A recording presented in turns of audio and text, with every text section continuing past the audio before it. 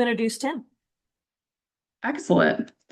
Well, Tim, wherever he is, I can't see his screen, but Tim is also a total rock star who I hope this doesn't offend you, Tim, but I usually explain him to people as like the least lawyerly attorney you will ever find.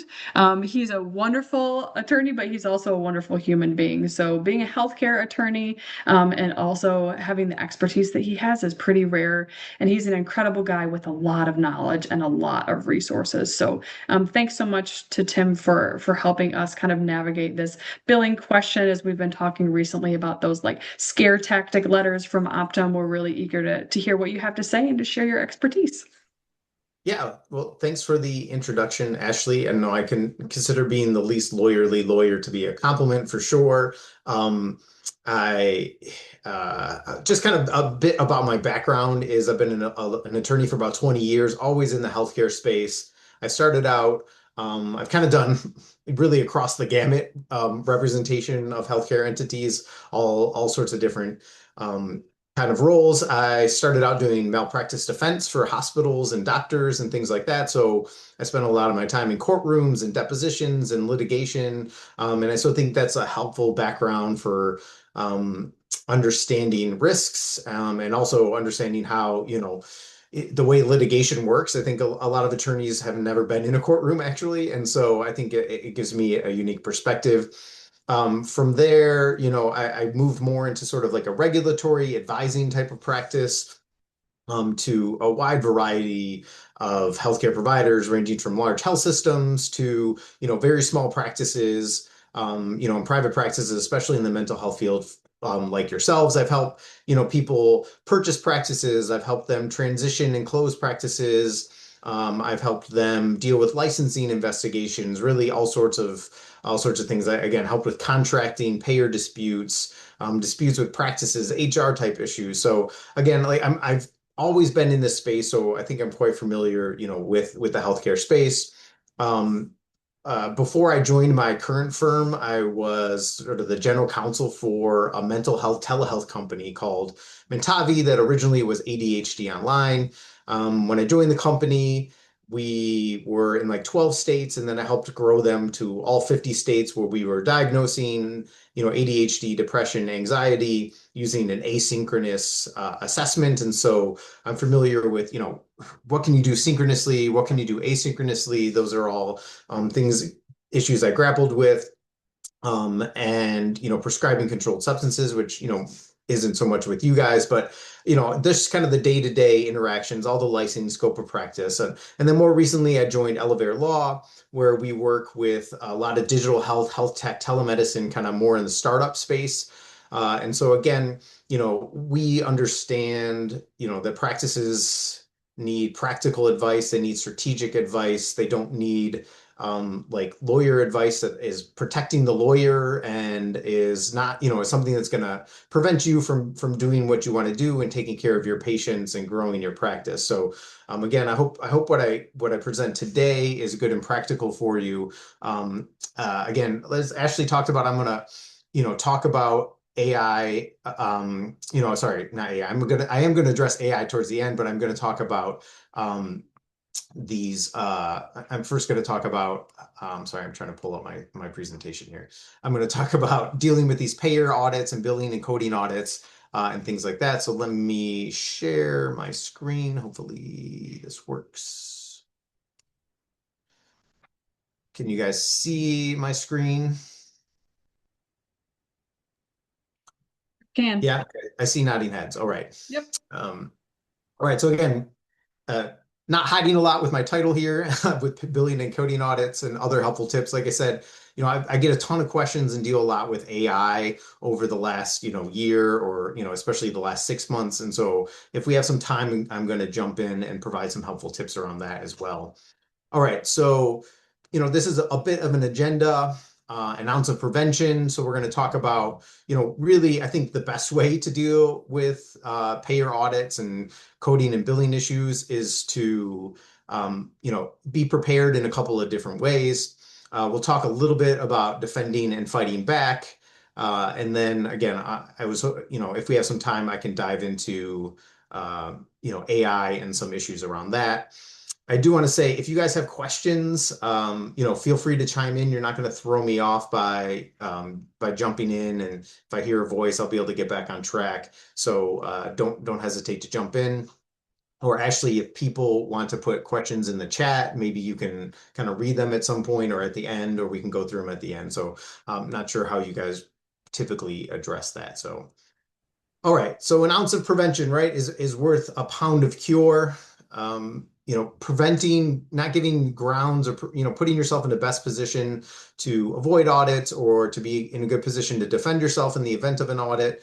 Um, it happens long before the audit comes up. So, it starts with the contract. I know, with people in private practice and especially smaller practices, um, you're not going to have a lot of opportunity necessarily to push back on the payer contracts that are put in front of you. So they might not be willing to negotiate on some of those audit take back and, kind of reimbursement related language in there. But I've actually been surprised a few times where I've been able to get payers to, make some reasonable changes. And so I just wanted to um, highlight a few things that you might want to consider pushing back on. And also this serves, as we'll see on the next slide, by going through this process, you'll become more familiar with the contract. You'll understand the rights that they have, the rights that you have. And I think that just helps, again, with the preparation and having, you know, uh, and and being prepared in advance so that you're not reactive in the event that you do get a scary letter, right? Hey, Tim. Right. Hey, Tim. So, the, Tim. yeah, Okay, I'm just going to interject real quick so people know how many notes they have to take. Will we have access to the slides after today's presentation? yeah. I'll absolutely send these to you guys after the presentation. Sounds great. Thank you. Yeah. So due process, right? What audit rights do they have? How often can they audit you? Is it every 3 months? Is it every month? Is it once a year? How far back can they look? Can they go back 2 years? Can they go back 3 years? Can they only go back 1 year? And so, can you push back on those things? I think sometimes you can, or even, how many claims they can audit. If anyone's been through an audit, right, pulling together documents or records or things like that that they may ask you to produce or that you're going to want to review or produce kind of in defense of yourself, can be very time consuming and potentially expensive. And so to the extent that you can limit how often they can do this or how far they can look back, obviously, especially from a look back period, that limits, the amount of money they might eventually try to recoup or take back as well. And the other aspect about controlling the look back is you know, things change over time, right? I don't know that EMDR was the thing a few years ago. Some of you were probably way out ahead of what I'm familiar with, but treatment modalities, the way conditions are approached, even diagnoses change over time, and so if they're looking back too far, what the rules and how things were approached a few years ago might not be the same now. So again, given that, if to the extent that you can limit some of those things, you'll put yourself in a better position. Again, what is the auditing process? Do they have to give you notice? Are they sending you a letter saying we're going to do this? Can they just suspend you? Do they have to give you a notice? Are you allowed to respond to the original notice? Are you allowed to, what are your appeal rights, things like that? And can you push back, especially again, I think here, you know, requiring them to give you a longer notice period or giving you the right to respond or having, the right to be represented by an attorney or things like that, are things to think about, how would you want this auditing process to go out and where can you push back? Again, what other mechanisms do they have? Suspension, prepayment, approval? Are you able to say, hey, listen, I've been a contractor with you guys for 10 years. You've never had an issue with me. I don't think that you should have the ability to take prepayment approval, not pay me until after you reviewed my claims, or suspend me without notice or something like that. So, and again, the timelines are another area where I think I've seen more success in pushing back. Like, can you have 60 days to respond? Or, can you, again, going back to due process, can you limit how many charts they can request, or how many claims they can review, or how many claims you have to respond to? How much notice do they have to give you? Again, those timelines, and how long can they hold on to payment? These appeal processes, if they can take payment before your appeal process, then, or at some point within the appeal process, obviously that's going to be a significant hardship. And so to the extent that you can either prevent that, or, even as you're looking at the appeal process, maybe you want to expedite the process. If they can take the money back from you, you want that appeal to move quickly. You don't want to be a year from now or 6 months from now, waiting for them to file their response to your appeal in order for you to get some money back that you're entitled to. So those are some areas you might be able to push back. Oh. If they won't negotiate with you, again, this is a little bit repetitive of what I just talked about. But know your rights. It's important from a budgeting perspective, from a contracting perspective. If you have employees or contractors, how are you paying them? If someone can come back a year, 2 years from now and take money back that you've already paid to a contractor, you need to know how these things work so that you can protect yourself. If you have a contractor who's terrible at documenting and you've been paid on those claims, and an audit is going to put all of that at risk, you don't want to be the one left holding the bag, because that contractor is now gone, and there's no way for you to recoup that payment. Don't forget about provider manuals. There's a lot of procedures or rules and things that you'll find within those provider manuals. And again, have a plan and think about developing a process. If we've seen, if you know of a colleague who's been through this experience, talk to them. Think about, again, creating a policy or a procedure that indicates how your staff is going to help you with this, how your contractors are going to help you with this in the event of an audit. Again, timelines build in your process and budgets to account for these timelines. If they can take back years, you got to keep that in mind when you're thinking about budgeting for your business. Obviously make sure your claims are submitted in time. Insurers are often not so much like what's good for the goose is good for the gander. They have different rules that apply to themselves. They will hold you hard and tightly to any appeals for submission of claims or submission of appeals. And so make sure that you're going to be able to follow all of those. And, if you get an audit, instantly calendar those things, put reminders so that you don't miss any of those timelines. And again, think about how those timelines play into your contracts and policies with employees or contractors. Again, an ounce of prevention. So beat audits before they even start. Really, I talked about those contracting, and I think it's important, and I think it's something that not everybody thinks about is, these contractors, you get these payer agreements.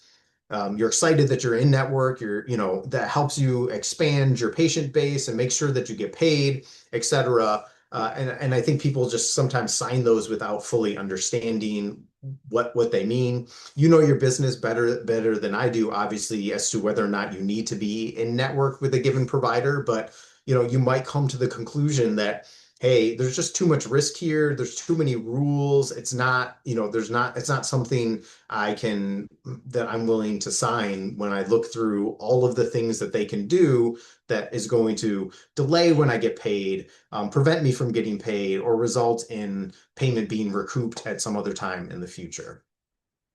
But the other aspect then is good documentation practices.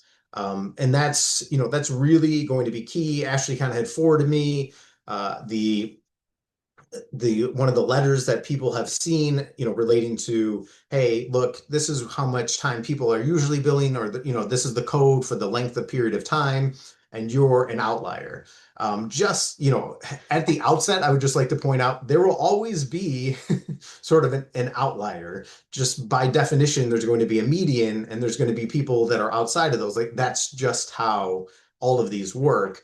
And I've been part of conferences, like, providers really should push back on the idea that just because you're an outlier means you've done anything wrong, and don't let them convince you that that's the case, right? Think about it. If say you're an outlier right now and you cut back and your average session length decreases by 10 minutes, well, that just means that window has decreased by 10 minutes for everybody else, right? Or the average, I mean, it wouldn't go down 10 minutes, but you get my point. The average has gone down for everybody, and now someone else is an outlier who hasn't changed their practice at all. So, those kind of letters are sort of irksome to me, because someone is always going to be the person who has the longest meeting times, or who bills a specific code more than anybody else. There will always be someone like that. And it doesn't mean that they're doing anything wrong. However, if that's you, it does increase the risk of an audit, or of, some additional scrutiny on you. And so, again, what I'm going to focus on over the next few slides is, medical necessity, I think, is a key component of, your documentation. The time spent, obviously, again, the letter that Ashley showed me specifically addressed the, how long people were spending with clients and who's an outlier there. And then outcomes as well is going to, is another thing to focus on. Hey, Tim, Okay. we have questions in the chat. Sure. Ashley, were you going to address those? Yeah, I was just going to jump in for Ebony. So she had asked, what are really the standards that we're bound to if we're actually not contracted? So I'm guessing, Ebony, that you don't accept insurance, for example. For example, I'm not contracted with them, but so I was like an out of network. So I never signed an official contract. What would we be bound to in that instance?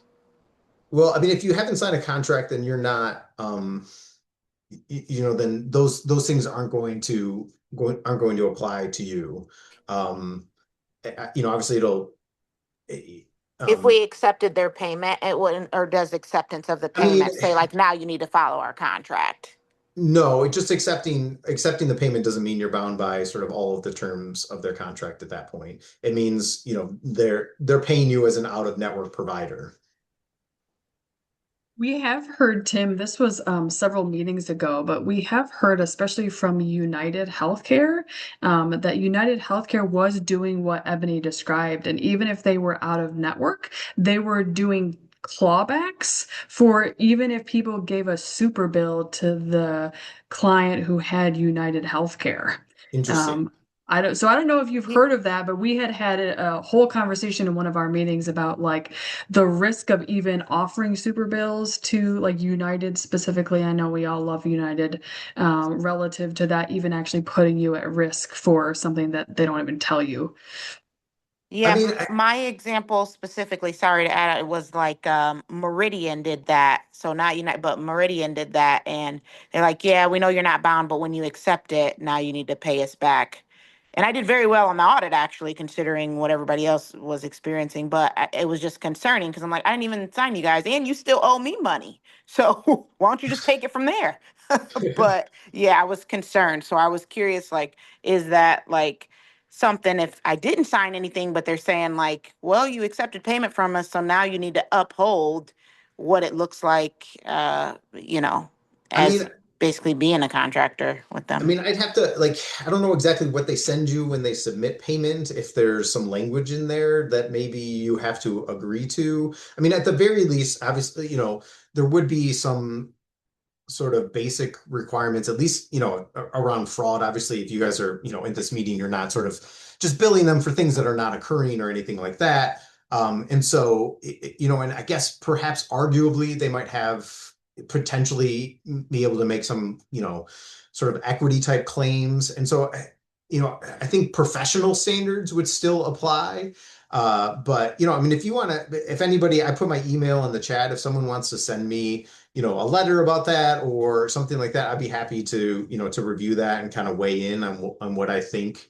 But I mean, practically, I guess, they're requesting you to pay it back. Are they threatening to sue you, or are they, I mean, because I wouldn't think they'd be able to sort of electronically pull back the money, or maybe they can. They are able to, they have access to your, okay. Yeah, so I mean, I'd be interested to seeing sort of what they're sending you, and then because I guess my sort of legal opinion is that simply accepting payment shouldn't put you, I mean, that's the whole point of being an out-of-network provider, right? Is that you don't want to agree to all of those things. All right. From a medical, so yeah, okay, so again, here are sort of these different, areas that I mentioned on my last slide, medical necessity, accurate diagnosis supported by documentation. Obviously, that's going to be a very important thing. As I said at the top of this slide, why are payers going to, what motivates them to pay? Why do they not want to pay for things? At the basis, most basic, right? They want to know that there's a reason for that there's a medical reason for it. Again, so at the most basic aspect of that is, does this person have a mental health diagnosis? Are they depressed? Do they have anxiety? Whatever it might be. Is the ongoing treatment justified? Is it accomplishing anything as well? So medical necessity, this is not sort of a one-time event. If that sort of justifies continuing ongoing treatment.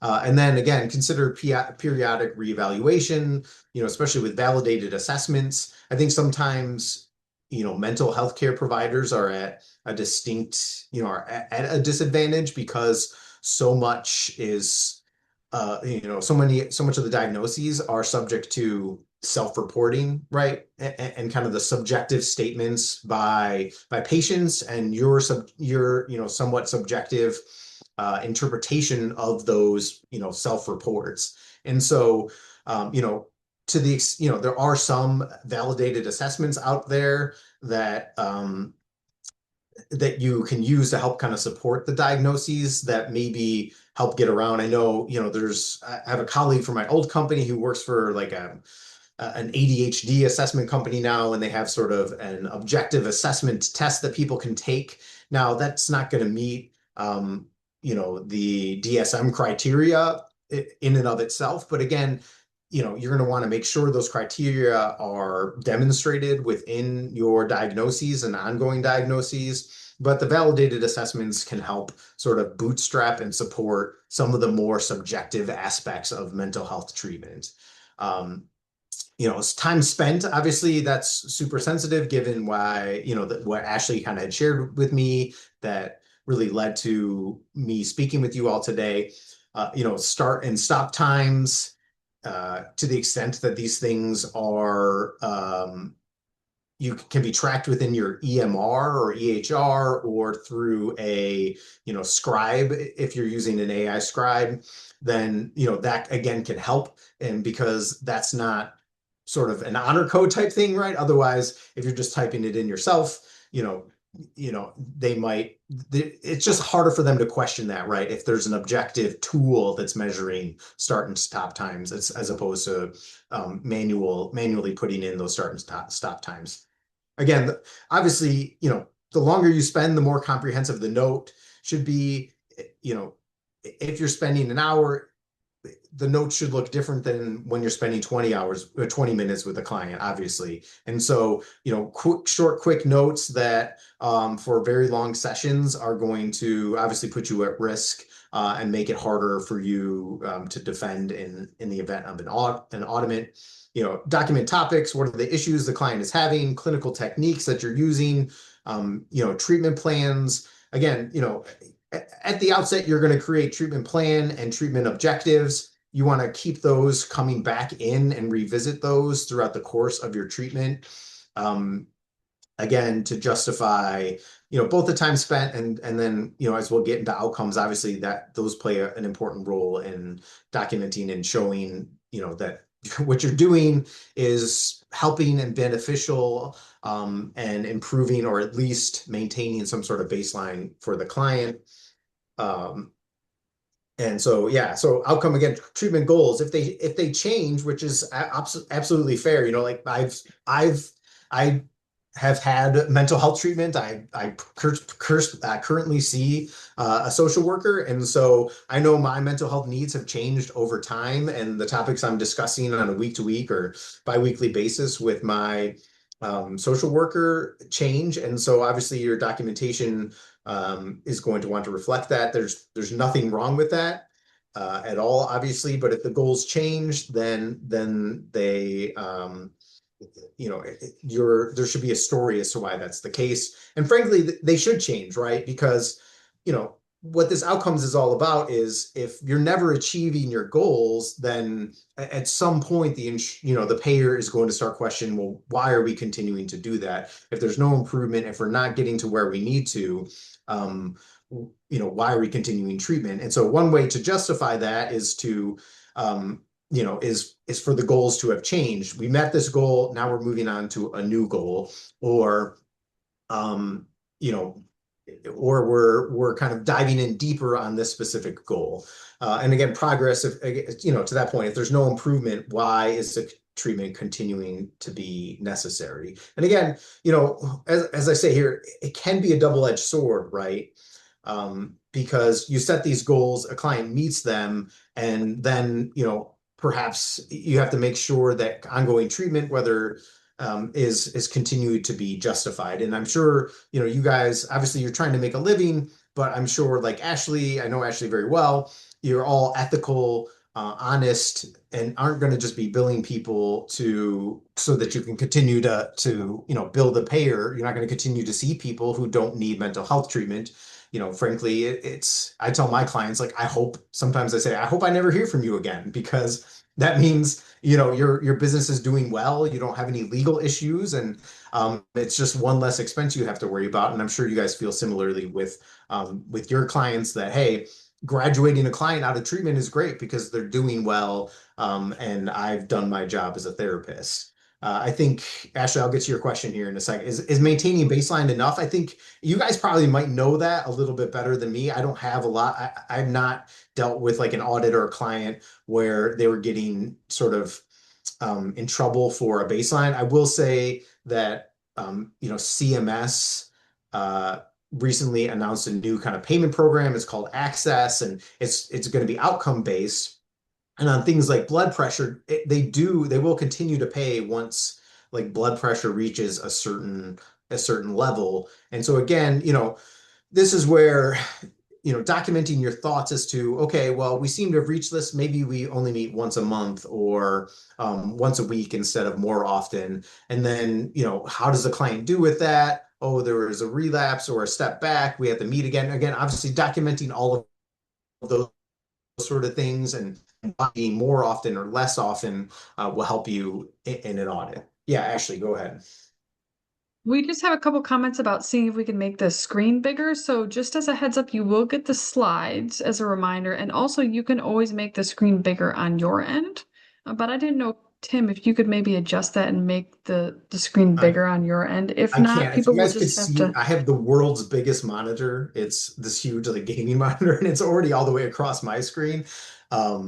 I think it just might be the font or people's kind of Zoom windows. Sometimes when you're sharing, right, the Zoom window can be kind of small. Yeah, so if you click at the top, people are saying you can't make the screen. So with the presentation, it currently standard is like fit to window, but you can make it zoom in to be able to see the screen on your end. It all has to do with your view. So thanks for trying, Tim. Okay. All right. I apologize. All right. Let's see. Right. So defending and fighting back, there's not a whole ton you can do, if they start taking back or within an audit, there is going to be a process laid out and you primarily have to sort of live by that. But, obviously preparation we just talked about. And I do think sometimes people just sit back, and I've learned this especially through honestly licensing investigations, is that it's really important to sort of put your best foot forward. Um, you don't want to be sort of a you don't want to be in conflict, or you don't want it to seem like you're going to fight every single thing. But I think making sure that they know that you're not just going to roll over and kind of just give up is an important thing and can benefit you over time. And again, be active and not reactive. And so, there's a lot of different ways to do this. Stay educated and up to date on best clinical practices, gather studies or articles that support what you do. Um, make sure you're familiar with your ethical and, sort of I guess, provider manual obligations as well. Again, part of being prepared is, I'm sure you guys are reading things all the time. You're doing continuing education. Have a folder with the articles you're reading, the studies that you're reading, especially when they play a role in in how you're practicing. And if there's something unique to a particular patient, like consider putting that, at least noting that within your treatment notes so that if that chart is ever audited because you're doing something kind of unique, that you'll have for yourself, hey, oh, I referenced this article, that's what this was based on, and you be able to kind of pull that as, in response to any sort of questions you might get from the payer. Again, the idea here is just that if you get an audit request, you're not starting from scratch. You're not starting from zero. You already have, documents that you can point to that will support, in addition to the medical documentation itself, like why you practice, what you do, the techniques you're using. Be consistent. Obviously every patient is different, but you can have sort of a consistent process in how you're onboarding people, in how your first, initial evaluation goes, how you set up your treatment plans, how frequently you're revisiting those treatment plans, and the techniques you use for a given condition, or how long you typically spend a given people with a certain condition or certain, mental health symptoms, or that sort of thing. And the reason you do this is that, again, if you're doing kind of these same ways, there's two purposes. One, being able to say, hey, this is how I always handle this, and the basis for why I handle it this way is X. Again, is put you in a good position to defend yourself. The other thing is that you understand your risk better, or you kind of control your risk better. If you or someone else in your practice is doing something entirely differently, maybe the way you do things is great and payers never have an issue with it, but someone else is doing something very differently and payers have an issue. Like, your risk is very different. If you're all kind of doing the same thing, then you kind of understand your risk, and if they move from one chart to a next, it's not just they're not likely to come to a different conclusion about how you supported yourself, and whether the documentation supports kind of the bills, your billing practices. And again, so to that end, develop a process. Standard SOPs can be very helpful, especially people who have, if you have sort of students or graduates, trainees, make sure, or just people that work for you, make sure that your documentation is consistent. Part of this is to say, the other area where this helps is that, say for one reason or another, the documentation wasn't as good as you wanted it to be. You may still have an opportunity to be like, okay, look, I didn't document that here, but this SOP explains this is what I do every time someone comes in with these symptoms, or this is what I do every 3 months. And even though I didn't document it, this is what I do every time. And again, that will at least gives you a little bit more backup for, for your billing practices, and more support in an audit. And again, those processes or procedures can be provided to payers in addition to the charts themselves that they're going to be looking at. And the other thing that this does is it shows payers that, hey, this is an organized person. This is not a sloppy practice. I'm probably not I'm not likely to find a lot of things if I dig deeper, right? I think sometimes, and frankly, I see this more in like businesses that are trying to sell, or if I'm representing someone who's trying to buy a business. If something looks sloppy, if some very clear things are being missed, when I first start digging into a business, then I'm going to dig deeper, right? Versus if this company is organized, like I'm much more likely to sort of trust their responses and their representations about how they handle things. Otherwise, I'm not, if as I dig in, things look messy and sloppy or don't back up what they're saying, I'm going to dig in deeper every step of the way. And that's how payers are going to be as well. Again, so don't sit back and wait. We talked about developing some of these things kind of in advance so that when someone shows up with an audit, you have, again, studies, articles, practices, procedures that you can provide, almost even right off the bat, or at the very least, with your initial response to any audit. Ask questions and follow up. Don't just take everything they say as the gospel. Make sure that if they say something, then that it's backed up in the provider manual or in the contract that's the right timeline, or that they have the right to do that. Document those questions as well. Send follow-up emails if you have a conversation with someone and they make a representation.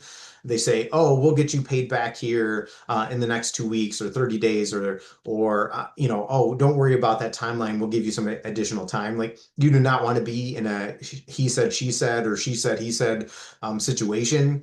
You want to say, as soon as you get off the phone with that person, you want to be like, "Hey, just follow up to our conversation. I want to confirm," and then tell them what they said. "I will get payment. This will happen. You don't need anything more from me," etc. And again, put your best foot in case forward. I sort of talked about this. Again, I think this might deter people digging in deeper. And then, perform self audits. Part of this is a clever way for me to segue a little bit into some AI things, although I'm going to pause so you guys can ask more questions if you want. Because I want to, make sure we leave some time for that. And then, AI, there are tools. I have clients who have developed these products as well. They can go in, review charts. They can look for specific kind of language. They can look for, specific things that are likely to set off payers. And that will, again, help you reduce your risk, and at the very least understand your risk. So yeah. Other helpful tips, well, mostly about AI. Again, so kind of three different areas here. Yeah, Kenneth. Are you charged for being audited? Pardon? Are you? Yeah, if you're audited, do they charge you for that? Is there a cost incurred? I don't think, no, they don't typically charge you for that. I mean, one thing to think about in the contracts is, do they have to pay you for producing records or things like that, or are you entitled to some reimbursement for any of that? Typically, that's not going to be, you're not going to have that opportunity. But no, I don't think I've seen a contract where like you have to pay them for their time or expenses in, related to their audit of you. All right.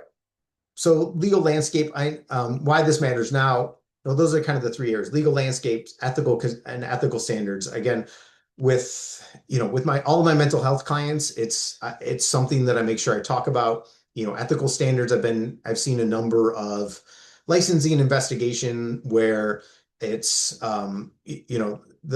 the licensing department is bringing up ethical issues and ethical standards and things like that as sort of grounds for an investigation, rather than what malpractice type things or other kind of more traditionally legal considerations, or just fraud or that sort of thing. Why this matters: your clients are using them, so you need to know about them.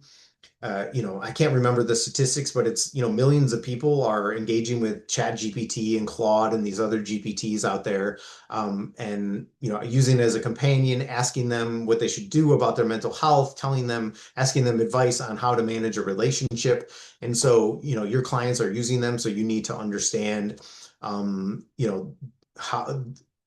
where the helpful, where the risks, where the gaps are, so that you can educate your clients and patients on them. Within using them yourselves, they can make you practice, they can help make you and your practice more efficient, whether it's documentation, scheduling, onboarding, or chart reviews. Those are some of the areas that I've seen AI within the medical and mental health field.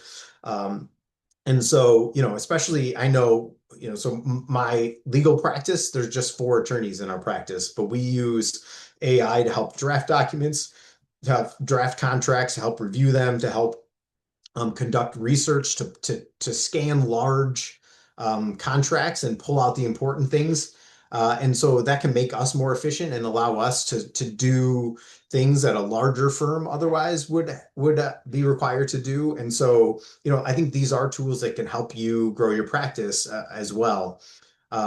Rapid growth raises, but that raises new legal and ethical issues. And so that's why we need to be thinking about this now. Again, there's state laws right now for those of you who are practicing in multiple states, which thanks to compacts is easier to do than ever. There's state laws. The Illinois law, strictly prohibits using AI for diagnosing and things like that. Make sure you're familiar with those state laws. Federal laws, we don't have anything out there yet. They tried to prevent states from passing laws that did not pass. But it's clear that the government approves of AI and wants healthcare providers to use AI to make healthcare more affordable and accessible. And so I think that's another reason to evaluate and look at how you can use AI in your practice. I'm not going to go into this. We only have about 5 minutes more, and I want to leave time for last questions. But here, we'll provide these slides. So this is specifically what Illinois, and I probably not many of you are practicing in Illinois, but maybe Michigan passes a law like this. Maybe you're in another state. I do think we're going to see more and more of these, especially if the federal government continues to kind of delay on passing anything. And so, these are pretty common. The Illinois law, I think, is a common sort of structure that we'll see to these laws. Legal risks to avoid: don't use them to diagnose and treat clients. Don't allow them to generate treatment plans without your review. And the other 2 big things are, make sure you're telling clients when you're using AI, and obtain AI when it's used in client care. If you're using a scribe, make sure that they're consenting and they understand that and they agree to that. The other aspect of this too is just be aware that patients might be recording what you're doing as well, and think about having a policy in place about that. Make sure you have a policy in place for your practice as far as other people within your practice using AI tools. Have a list of approved, like we are only allowed in our practice to use ChatGPT as far as public tools. We have private tools that are confidential, and obviously our rules say you can't use ChatGPT and put in client information in there or confidential information. And I would just emphasize being very strict on that. Like just taking someone's name out is not enough. Like when you're putting something into Claude or ChatGPT, you're giving it that information. It might have information from Facebook or news articles or whatever, and like it could get surfaced about your client to someone else asking questions about them. So like it's just be very, very careful with the public tools. The way I use public tools is kind of for research.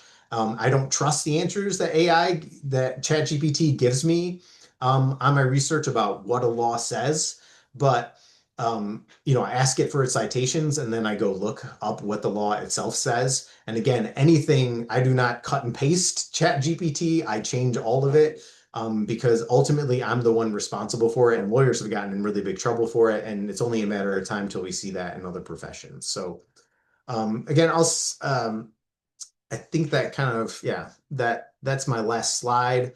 And so I appreciate your guys' time and joining you today. And I hope that it was useful and helpful. Here are some sorry, I do have some there's ethical principles that you guys will see. And then I kind of have a final thank you slide that you guys, again, that'll be shared with all of you guys. Thank you, Tim. I do want to go back to a couple questions that were asked in the chat, and if I miss any that went out, please speak up. There were questions in regards to the contracts, where to find them. Some of us are credentialed through agencies that do that for us, so we don't necessarily have initial access to contracts and such. Where could people find those? Yeah, I mean, you can go, sometimes you can find them on the payer website themselves, or you can email someone at the payer, or maybe, maybe the agency would be able to get you access to those. But there's usually, if you're an in-network provider, there's typically an email address or a hotline or something like that that you should be able to reach out to and request copies of, of your agreement.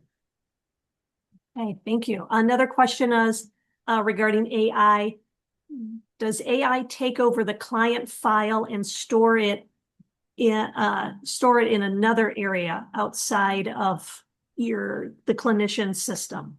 I mean, it depends. It depends on the tools. If you're contracting, if you're bringing in an AI tool and you're signing a contract, I see one of the comments is like, obviously you're going to need a BAA if that's going to be having any sort of access to your client information, if it's going to be interacting with your EMR. But I mean, the bottom line is, well, one, you ask the vendor, like, okay, where does this data go when your AI bot is in here? Is it being sent to like your cloud server? Is it staying exclusively within my cloud server? Like, those are questions you need to ask them. The other thing to keep in mind is that most of the AI vendor contracts that I've seen, one of the things that they want to do is to be able to use your de-identified patient data, and think very carefully. I would frankly say no if you can. Say no to that, because what you guys are doing is highly sensitive, especially in the mental health field, and they're going to use that information to train themselves. And I'm not sure that your clients would want that, even though it's de-identified. Also, just from a business perspective, there's value to that. That's why they want it, and I wouldn't just give it up for nothing. All right, great. Another question is, sorry, I just moved. Someone was in the impression that they had to handwrite the time start and stop. Is that a requirement that you're aware of? Not that I'm aware of, no. All right, those are the ones I remember, everybody. Okay. One more question, then I do have to run. I have to actually run to another meeting at 11. Oh, okay, Tim, my bad. One of the questions that we had from the past was also 90837s relative to, like you talked about being an outlier, like they're not really like a standard CPT code. And so I just wondered if you had any thoughts about that approach from an auditing perspective. I don't. I'd have to look more at like sort of the code description and stuff but I can do that. Actually, we'll connect afterwards, and I can maybe answer that question via email that you can share people. Okay. Sounds good. All right, I really got to run, guys. It was nice to meet everybody. I see one question here about hiring an attorney. I think honestly, it comes down to money. Like if this is sort of gonna close your practice or be a significant practice, or also if you think they're not following by their rules, sometimes it's saying, hey, I'm bringing in an attorney, and a letter from an attorney, and them just knowing you're bringing in an attorney might make them act a little bit better. So, all right. Thanks, guys.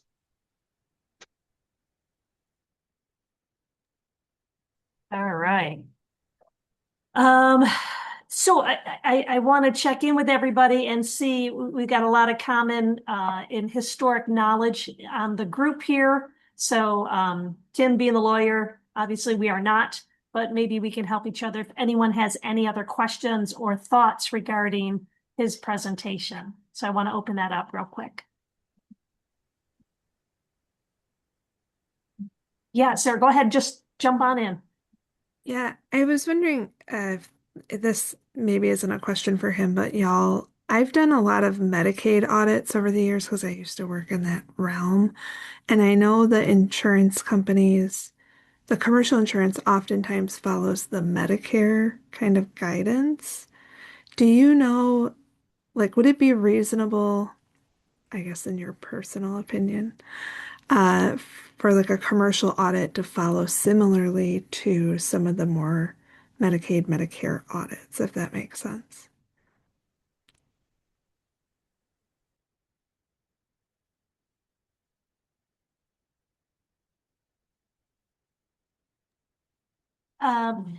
Sarah, because I work with the elderly, I do a lot of Medicare, Medicaid, and I have consulted for people that have been audited.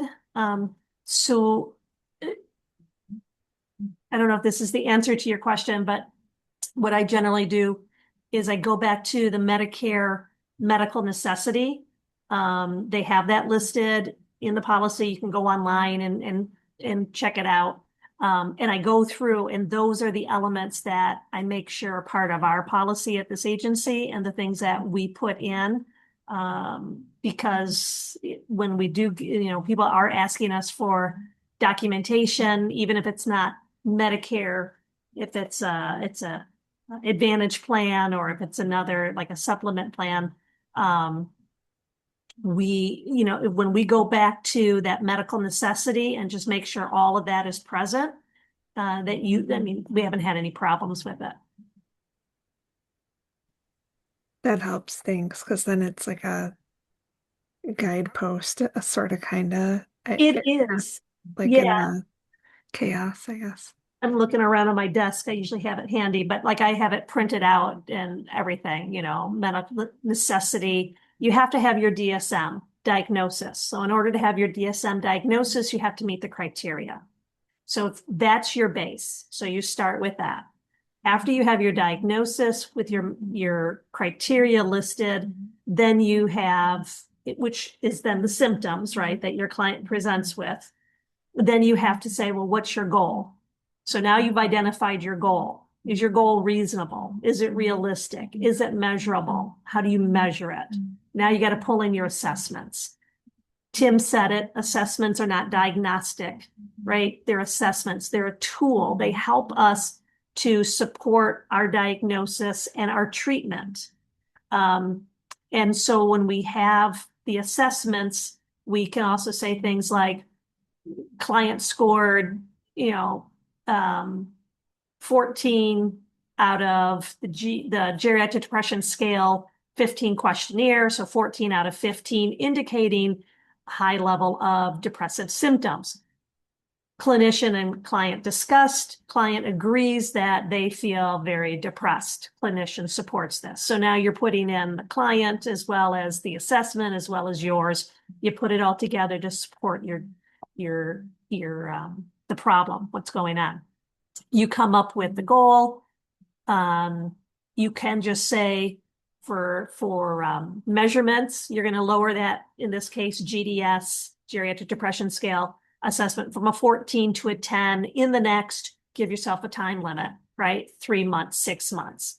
So now you're formulating things into a very precise process that when the auditors can look at, they say, oh, there's your problem statement. Oh, there's your diagnosis. Yes, it's supported.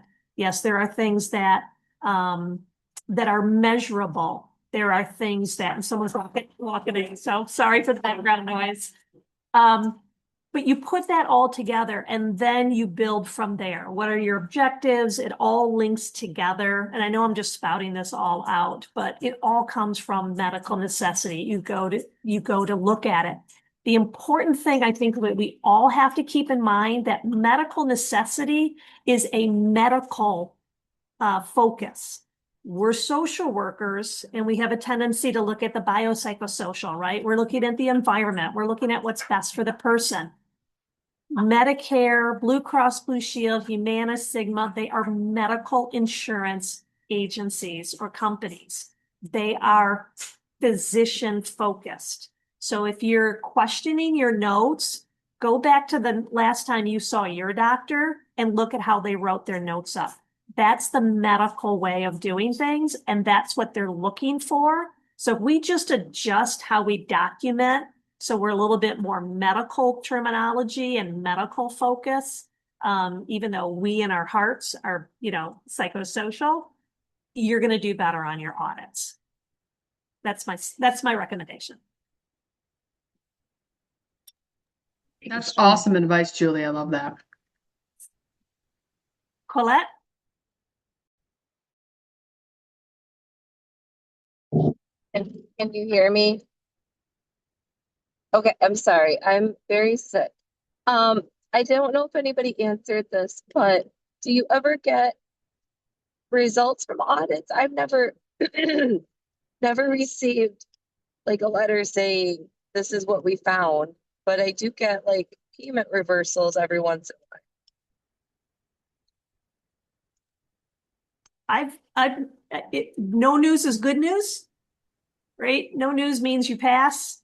If you hear from them, then go back to what Tim said as far as get your paperwork together. Go ahead and challenge them if you think that they're at fault. And there's always, obtaining a lawyer, somebody like Tim.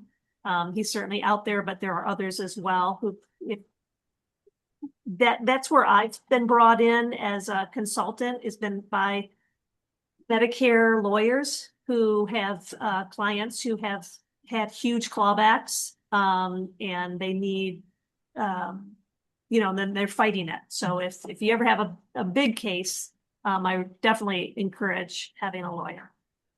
Okay, thank you. So, I mean, I don't think they've ever been huge, but I feel like everybody else gets feedback and I've never gotten, I've had several. I've never gotten any feedback either. Has anybody gotten feedback on good news? Not bad news, but good news?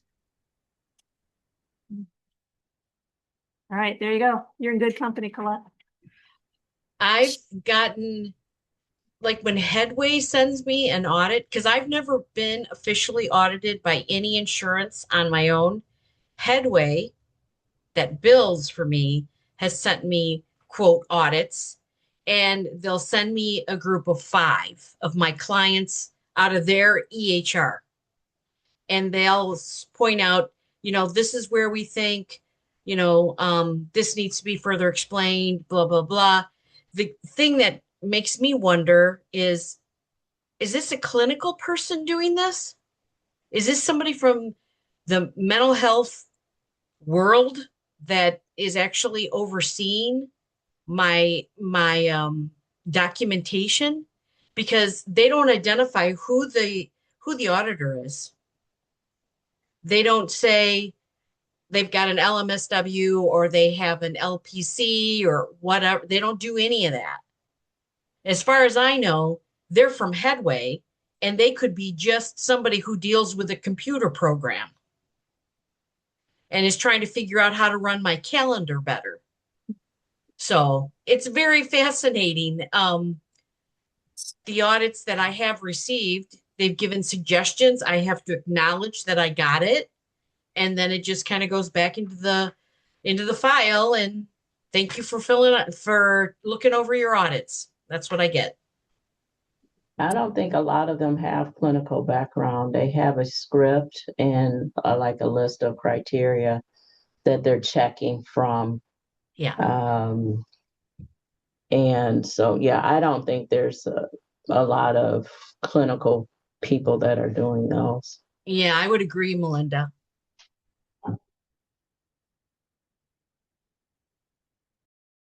Okay, just to add on, sorry, Betty. I did have, I took some webinar, and what the recommendation is if you get a challenge on your work, then you can call and you can say, I need to know the person who reviewed it. I need to know their credentials because I'm going to be challenging this. I'm going to be peer challenging the person who did this. And they have to quote unquote, they have to give you who reviewed your work. Because to your point, Monica, they may not be credentialed in mental health. And you can kind of go from there and say, look, you had Joe Schmo, or you had a nurse, or you had somebody else, and you didn't have an LMSW.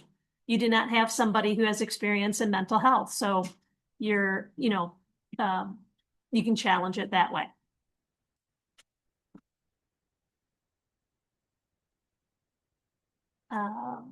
Shannon. Hi.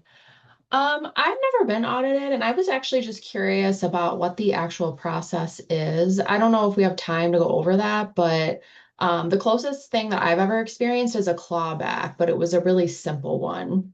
Like I just happened to be credentialed with both insurances, so I had to rebuild an other insurance. But like, what's the first step? And then do you have to give documentation? I guess I'm wondering how those things are different. I've not been fully audited, and I only had one audit, and it was like 15 years ago. So I'm going to ask somebody else to maybe address this who's had a more recent experience.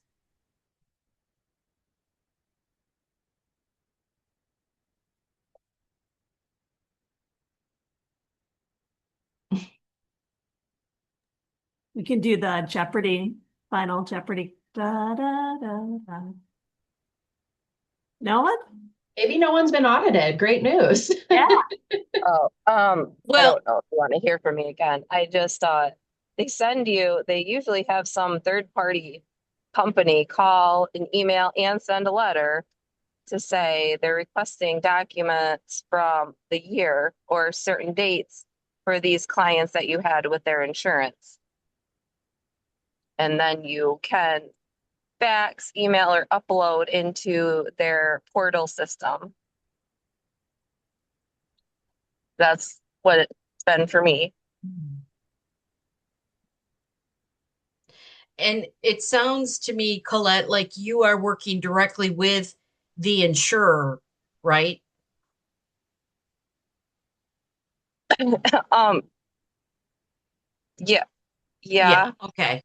Because through Headway, I don't work directly with the insurer. Everything that they request comes through Headway, and then I follow whatever directives Headway is giving me in regards to that. So I haven't had a, a, a typical audit outside of like a middleman audit, if I can say it that way. I don't really know a lot about Headway.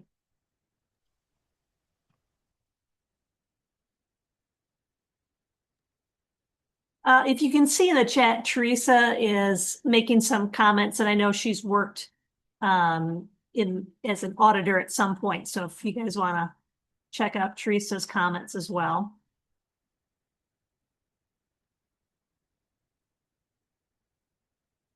Any other questions around audits and what we're talking about here? We do have a few other things on the agenda.